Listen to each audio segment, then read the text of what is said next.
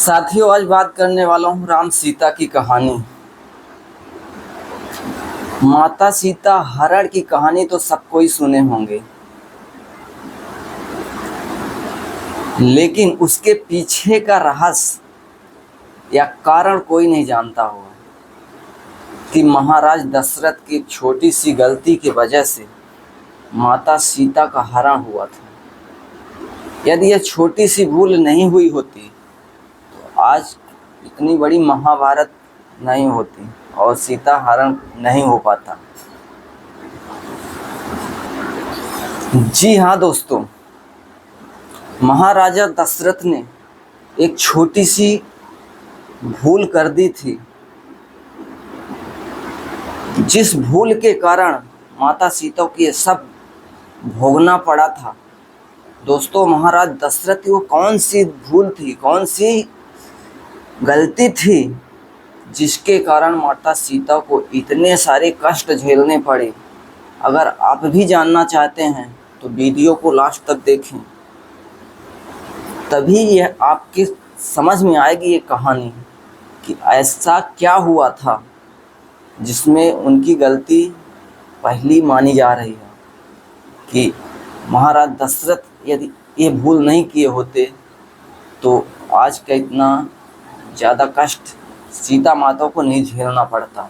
तो साथियों, वीडियो को लास्ट तक ज़रूर देखें और चैनल पे नए हैं तो सब्सक्राइब ज़रूर कर लें, ताकि आपके पास ऐसी मनपसंद वीडियो आती रहे और देखते रहें।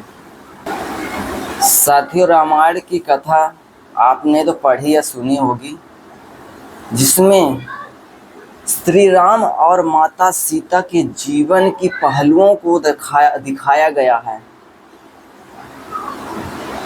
उन्हीं में से एक कहानी में बताया गया है कि महाराज दशरथ की एक छोटी गलती के कारण हुआ था माता सीता का हरण। वैसे तो हमारे विद्वान कहते हैं कि रामायण की कई किताबें हैं, पर हर एक किताब में इसका अलग अलग कारण है, अलग अलग रीज़न लिखा हुआ है।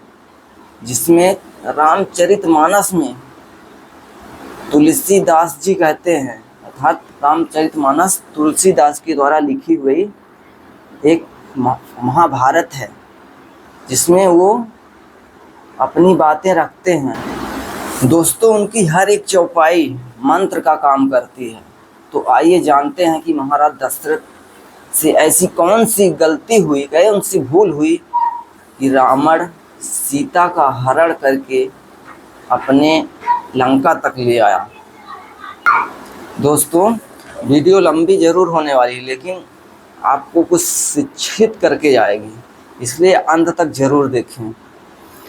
दोस्तों, जब भगवान श्री राम, लक्ष्मण, भरत और शत्रुघ्न चारों भाइयों का विवाह हो गया था और बारात लेकर अपने नगर में आई, तब महाराज दशरथ ने अपनी पत्नी कौशल्या से कहा था कि कौशल्या, एक बात आप लोग हमेशा गांठ बांध लीजिए,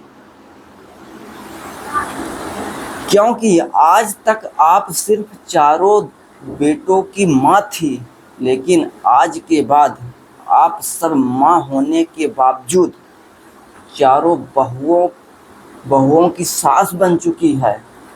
तो उन्होंने महाराज दशरथ से पूछा कि क्यों? तब महाराज दशरथ ने कहने लगे कि सास और बहू का धर्म क्या होता है। जिस घर में बेटे की बहुएं आ जाएं, उस घर में सास का धर्म बनता है, उसका ख्याल रखें। गोस्वामी तुलसीदास जी रामचरितमानस में कहते हैं। दोस्तों, गोस्वामी तुलसीदास अपने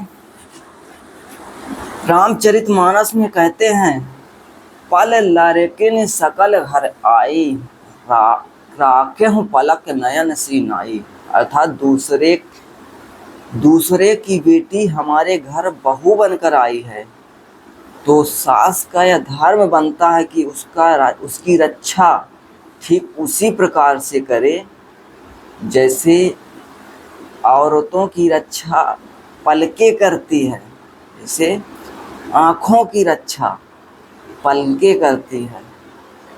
उसके बाद महाराज दशरथ ने बहुत प्रकार के उपदेश दिए, बहुत तरह से उन्हें अपना उसका धर्म समझाया। उसके बाद कुछ दिन ऐसे बीत निकल गए।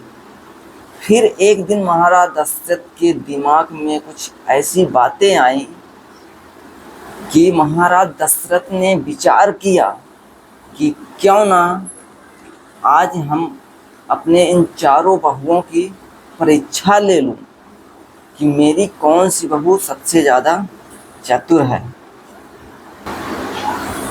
तब महाराज दशरथ ने अपनी चारों बहुओं में सीता, मांडवी, श्रुतकीर्ति और लक्ष्मण की पत्नी उर्मिला, इन चारों को अपने पास बुलाया और चारों को अपने पास बुलाकर एक बात कही कि देखो बेटी, तुम चारों मेरे पुत्री के समान हो, मेरी पुत्री हो, तो मेरा एक आदेश है तुम्हारे लिए कि अब चारों बहुएं खड़ी होकर पूछने लगी, कहो पिताजी क्या आदेश है। तब महाराज दशरथ ने कहा कि पुत्री, आज तुम चारों अलग अलग रसोई बनाओगी। तुम चारों अपने अपने हाथों से मेरे लिए अलग खाना बना के लाओगी। देखते हैं कि कौन बहू कितनी चतुर है और कितनी जल्दी खाना लेकर आती है। तब वो चारों बहुएं वहाँ से चली गई। सभी के दिमाग में एक ही बात याद आई कि मैं सबसे पहले खाना लेके जाऊंगी। तब उन सभी बहुओं ने भोजन बनाना शुरू किया। 56 प्रकार के व्यंजन बनाकर तैयार किए। तो उसमें सबसे पहले भरत की पत्नी मांडवी खाना लेकर आई। मांडवी ने बहुत अच्छे से खाना बना लिया। थाली में तरह तरह के पकवान सजाए, अच्छी तरीके से रख लिए और लेकर थाली महाराज दशरथ के सामने रख दी और कहा, महाराज भोजन कीजिए। लेकिन मांडवी एक चीज़ भूल गई थी कि खाना खाने वालों को खाना देने से पहले पानी भी देना पड़ता है। बिना पानी के खाना कैसे खा सकते हैं। तब महाराज दशरथ ने देखा कि भरत की पत्नी आई है तो जरूर, लेकिन चलो कोई बात नहीं, अभी छोटी है, नादान है, शायद अकल आ जाए कि किसी को खाना देने से पहले उसको पानी देना पड़ता है ताकि वह पहले अपने हाथों को अच्छे से साफ कर ले और खाना खाने के लिए तैयार हो जाए। तो कोई बात नहीं, उन्होंने इसका खाना को एक्सेप्ट कर लिया और लेके अपने पास रख लिया और बोला, आप जाओ, आपका खाना हम खा लेंगे। तब तक दशरथ ने वही लेकर वहीं रख लिया और बोले, तुम जाओ, मैं थाली देर में खा लेंगे। तब लक्ष्मण की पत्नी उर्मिला इसके बाद उसने भी अच्छे प्रकार से खाने में सभी 56 प्रकार के व्यंजन सजाए और खाना लेकर महाराज दशरथ के पास आई। बस वो भी उसी प्रकार से की कि खाना देते वक्त उसने भी पानी भूल गया और लाके अपने महाराज दशरथ पिताश्री को रख दिया और खाने के लिए बोली। उन्होंने सोचा चलो दोनों एक ही जैसे हैं, दोनों ने तो लाया जल्दी खाना, लेकिन पानी तो भूल गई। और उन्होंने भोजन को रख लिया और उसको भेज दिया, पुत्री आप भी जाओ, आपको खाना कुछ देर में हम खा लेंगे।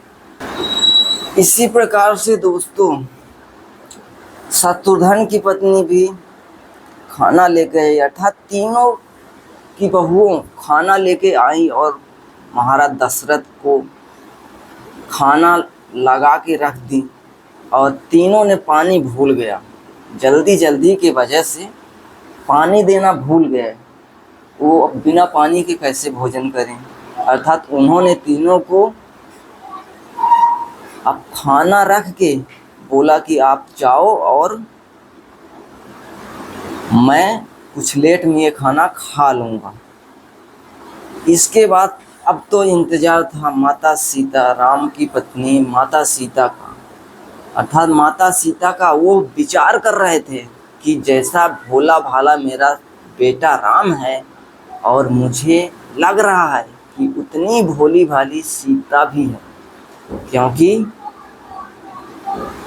बहुएं थोड़ा थोड़ा चतुर थी, इसलिए भोजन बनाकर जल्दी ले आई। लेकिन उधर जगत भवानी माता सीता ने बहुत ही सुंदर तरीके से भोजन बनाया, इतने सुंदर तरीके से भोजन बनाया कि उसमें सुगंध ही अलग आ रही थी।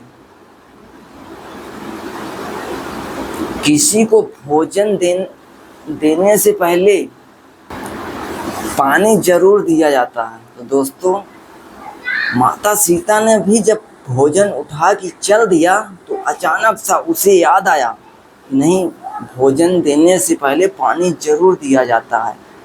और उन्होंने एक थाली में भोजन उठाया और जैसे पानी का याद आया उन्होंने एक हाथ में लोटा में पानी भी ले लिया और ले जाकर जब चल दी अपनी रसोई में सुंदर अच्छे पकवान, सुगंधित पकवान बना के जब चली और महाराज दशरथ के पास जैसे वहाँ से निकली तब महाराज दशरथ उन्हें देख रहे थे और माता सीता सोची मुझे तो पहले से भी इतनी देर हो चुकी है और मेरी तीनों बहनें ससुर को भोजन लेकर पहुँच चुकी होंगी, मेरे पिताजी मेरे बारे में क्या सोचेंगे।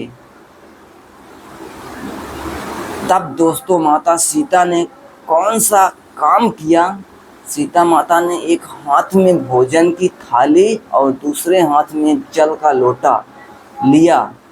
तब महाराज दशरथ बीच चौक पर बैठ देख रहे थे और रसोई से जैसे ही माता सीता भोजन और लोटा भरा जल लेकर रसोई के चौखट से जैसे ही एक पैर अंदर और दूसरा बाहर रखती है, वैसे महाराज दशरथ की नजरें उन पर पड़ जाती हैं। माता सीता तो आ गई, लेकिन मेरी बड़ी बहू बहुत ही चतुर है कि वह भोजन और पानी दोनों लेके आ रही है। तब दोस्तों सीता माता ने भी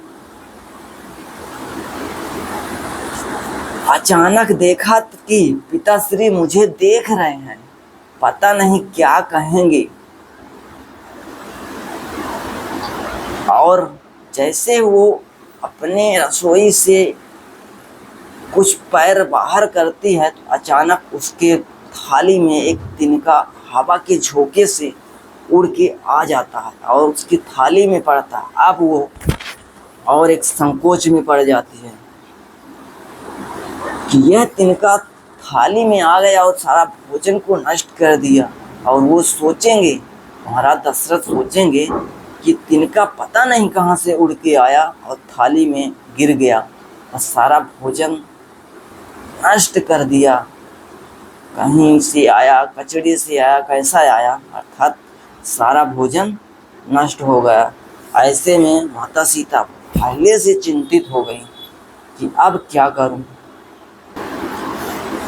तब माता सीता उस तिनकों को देखकर सोच रही थी कि अब मैं क्या करूं, कुछ दिमाग में सूझ नहीं रहा था। दोस्तों कहते हैं ना, होनी को कोई टाल नहीं सकता। अब वह सोचने लगी, यदि यहाँ थाली पिताजी को दूंगी तो वो कहेंगे कि ये पागल है, कितना कि यह तिनका पता नहीं कहाँ थाली से गिरा और कहाँ से लेके आई और इस खारा भोजन को अशुद्ध कर दिया। और यदि मैं वापस जाती हूँ तो पिताजी कहेंगे कि यह तो एक आई इतनी लेट और दूसरा फिर चली जा रही क्या लेने, कुछ भूल गए तो पता नहीं क्या भूल गई कि दोबारा लेने गई। और तीसरी बात ये कि मेरे दोनों हाथ में जल और भोजन की थाली है, अब इस तिनको को कैसे उठाऊं। तब दोस्तों माता सीता को क्रोध आ गया, अर्थात माता सीता कोई एक साधारण महिला या नहीं थी, बल्कि एक या माँ भवानी थी। अर्थात तो ये साधारण महिला नहीं, माँ भवानी थी। अर्थात उसको क्रोध आ गया। ऐसी कंडीशन में माँ भवानी माता को ऐसा सोचते सोचते ऐसी क्रोध आ गया, इतना क्रोध आ गया कि जब माता सीता की नज़र उस तिनके पे पड़ी तो उसे राख बनाकर उड़ा दिया। माता सीता ने जब क्रोधित हुई ऐसी कंडीशन में तो उस तिनके को राख बना के ही उड़ा दिया। अब दोस्तों महाराज दशरथ ने यह सब अपनी आँखों से देख लिया था कि ये तिनका थाली में पड़ा है और क्रोधित होकर उसको भस्म कर दी, राख बना के उड़ा दी। वो सब अपने आँखों से देख लिए थे। तब सीता भोजन करने के लिए महाराज दशरथ को बोलती है। तब महाराज दशरथ ने थाली लेकर भोजन रख तो लिया। सीता बोली, पिताश्री भोजन क्यों नहीं कर रहे हो, मुझे कोई भूल हुई हो तब मुझे बताओ। तब महाराज दशरथ ने कहा, पुत्री सीते, मैं तेरे हाथ का भोजन नहीं करूँगा। तब सीता माता अचंभित हो गई, ऐसी क्या गलती हुई, कैसी क्या भूल हुई कि मेरे हाथ का भोजन करने से ही मना कर रहे हैं महाराजा दशरथ पिताश्री। वह चिंतित होने लगी। अब सीता माता घबराने लगी और महाराज दशरथ से पूछी, पिताश्री आप हमारे हाथों का भोजन क्यों नहीं करना चाहते हैं। तब महाराज दशरथ ने कहा, मैं तुम्हारे हाथ का भोजन तब तक नहीं करना चाहता जब तक तुम मुझे एक वचन नहीं दे दोगी। तब माता सीता ने विचार किया कि वह मेरे ससुर हैं, मेरे पिता समान हैं, पता नहीं क्या मांगेंगे। तब सीता माता ने कहा, आप जो मांगेंगे, जो कहेंगे वो वचन मैं दे दूंगी, लेकिन आप भोजन तो करिए। तब महाराज दशरथ ने कहा, पुत्री तेरे हाथ का भोजन तो कर लूँगा, लेकिन मैं यह वचन लेना चाहता हूँ कि तू आज इसी समय मेरे सामने खड़े होकर एक प्रतिज्ञा कर। तब सीता माता ने कहा, कौन सी प्रतिज्ञा प्रभु श्री। तब महाराज दशरथ बोले, अभी मैंने अपने आँखों से देखा कि भोजन की थाली में एक तिनका गिरा हुआ था। वो तिनका पता नहीं कहाँ कचड़े से आया है, कैसे आया, और उस तिनके पर तुमने अपनी दृष्टि डाली, अपनी गुस्से बस अपनी नजरें उस तिनके पे डाली और उस तिनके को राख कर उड़ा दिया। उस तिनके को भस्म कर राख बना करके उड़ा दिया। तो आज तू मुझे वचन दे कि तू आज के बाद कभी भी किसी के ऊपर अपनी दृष्टि नहीं डालेगी। अर्थात ऐसे गुस्सेबाज किसी के ऊपर अपनी कभी भी दृष्टि नहीं डालेगी। अर्थात यदि किसी के ऊपर ऐसी दृष्टि डाल दे, उसके भस्म करके उसको नष्ट कर देगी। तो इसीलिए आज तू ये मेरा वचन। तब दोस्तों उसी समय माता सीता ने अपने ससुर से वचन दिया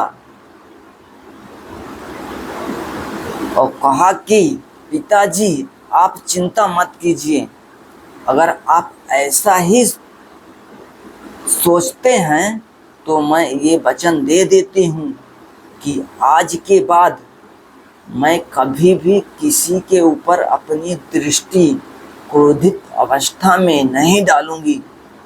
यह वचन आपको मैं देती हूँ। तो दोस्तों अब सबसे बड़ी बात ये आ रहा है कि महाराज दशरथ ने ऐसा सवाल किया ही क्यों था कि उसने अपने सबसे बड़ी बहू से ऐसा वचन मांगा कि वह किसी के ऊपर अपनी दृष्टि और नज़र नहीं डालेगी। ऐसा वचन क्यों दिया? तो चलिए इसके बारे में समझते हैं कि मेरे सबसे बड़े पुत्र राम थे। अर्थात महाराज दशरथ ने कहा कि मेरे सबसे बड़े पुत्र राम थे, अगर यह गुस्से से उनके ऊपर दृष्टि या डाल देगी तो मेरे सबसे बड़े भोले भाले, दयालु और सुंदर से ईमानदार पुत्र और सबसे बड़े पुत्र के ऊपर यदि इसने ऐसे गुस्से बस नज़र डाल देती है तो इस दुनिया में वो नहीं रहेंगे, अर्थात उनको भी ये भस्म कर सकते हैं। इसलिए दोस्तों मेरे 3 ही पुत्र रह जाएंगे। यह दशरथ की सोच थी, ऐसी सोच दशरथ रखते थे।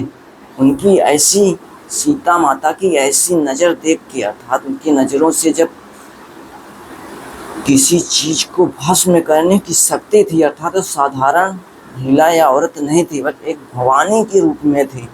यदि वह नज़र अपनी डाल के किसी को भस्म कर सकते थे तो ऐसी कंडीशन हमारे बड़े पुत्र, भोले भाले पुत्र श्री राम के साथ भी कर सकती थी।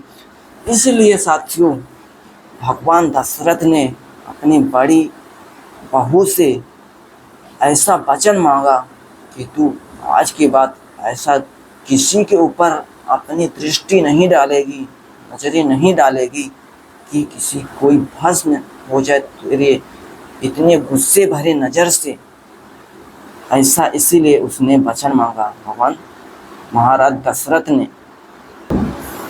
अर्थात साथियों कहा जाता है कि यदि महाराज दशरथ ने यह वचन अपने बहू सीता को उस समय ये वचन न दिया होता तो शायद रावण सीता माता का हरण करके ना ले गया होता। अर्थात इतनी बड़ी महाभारत ना हुई होती। इसीलिए वीडियो में यह बताया गया है कि महाराज की दशरथ की एक छोटी सी गलती की वजह से माता सीता का हरण हुआ था। अर्थात गलती यही हुई थी कि वो अपने बड़ी बहू अर्थात श्री राम भगवान की भार्या पत्नी को किसी के ऊपर नज़र न डालने का वचन दिया था और वह किसी के ऊपर नज़र नहीं डालती। अर्थात वो अपनी नज़र किसी दूसरे के ऊपर डाल देती क्रोधित होके तो वो उसको भस्म कर सकती थी और उसको नष्ट कर सकती थी। जो अपहरण के समय उसने ऐसा नहीं किया और वो खुशी खुशी रावण के आने पर उसकी लंका चली गई और उनकी हर बातों को स्वीकार किया, किसके, अर्थात भगवान महाराज दशरथ के। और आज वो यदि उनको ये वचन नहीं दिए होते तो उनका अपहरण होना कोई छोटी बात नहीं थी। अर्थात वह एक माँ भवानी थी और उनका अपहरण ना होता और इतनी बड़ी महाभारत ना हुई होती। तो साथियों, वीडियो कैसी लगी कमेंट में ज़रूर बताएं। वीडियो को फॉलो करो, लाइक सब्सक्राइब ज़रूर कर लें। ऐसी वीडियो हम आपके साथ साझा करते रहेंगे। तब तक के लिए थैंक यू सो मच। आपका दिन शुभ हो।